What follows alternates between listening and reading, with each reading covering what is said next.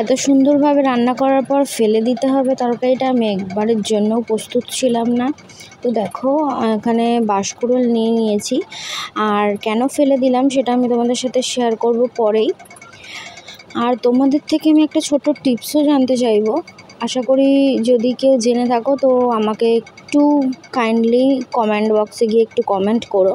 তো দেখো এখানে বাঁশকুড়ুলগুলোকে আমি এইভাবে ছাড়িয়ে নিয়েছি, ছাড়ানোর পর এগুলোকে আমি ডুমো ডুমো করে কেটে নিয়েছি। আর আমি কিছুটা বাঁশকুড়ুল রেখে দিয়েছি, এটাকে আমি পকোড়া বানাবো। তো দেখো এই ডুমো ডুমো করে কাটার পর এটাকে আমি জলে ভালো করে ধুয়ে এটাকে আমি সেদ্ধ হতে বসিয়ে দেবো। তোমরা প্রেশারেও সেদ্ধ করতে পারো, প্রেশারে মানে যদি সেদ্ধ করো তাহলে অবশ্যই 6-7টা সিটি দেবে। আর এখানে আমি মানে অনেকক্ষণ প্রায় 20 মিনিট ধরে আমি এটাকে ফুটিয়েছি।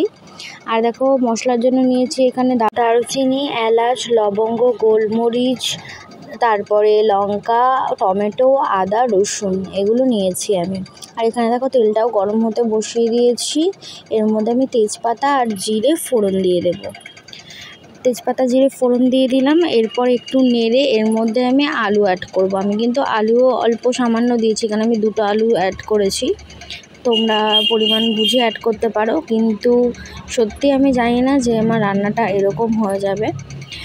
কি হয়েছে ব্যাপারটা, এত সুন্দর করে রান্না করেছি তারপরে না জিনিসটা খুব তেতো খেতে হয়েছে। কেন হলো আমি এটাই জানতে চাই, যে এতটা তিতকুটে ভাব মানে কি কারণে? এটা কি মানে 2-3 দিন রেখে খেতে হয়, বা এর অন্য কোনো টিপস আছে? যদি কারো জানা থাকে প্লিজ আমাকে জানিও।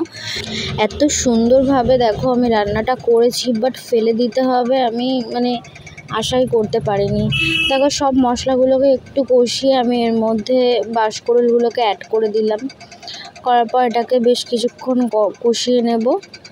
বেশ কিছুক্ষণ কষানো হয়ে গেলে এর মধ্যে আরও আমি 2-3টে জিনিস অ্যাড করব, সেটা তোমরা সাথে থাকো, দেখতে থাকো। আর অবশ্যই কিন্তু আমাকে জানিও ব্যাপারটা যে কেন এটা হলো। আমি সত্যিই জানি না, এটা কিন্তু আমি ফার্স্ট টাইমই রান্না করেছি, বুঝতেও পারিনি যে এরকম হবে। খেতে মানে কি বলো তো, যদি তিতকুটে ভাবটা না থাকতো তাহলে খুবই সুন্দর হতো খেতে। কালার দেখলেই তোমরা বুঝতে পারবে। এর মধ্যে আমি একটু লঙ্কা গুঁড়ো, জিরে গুঁড়ো আর কাশ্মীরি লঙ্কা গুঁড়ো অ্যাড করেছি। এটাকেও বেশ কিছুক্ষণ ধরে কষিয়ে পরিমাণ মতো আমি জল দিয়ে দেবো। অবশ্যই কমেন্টে আমাকে জানিও যে এটা কেন হলো।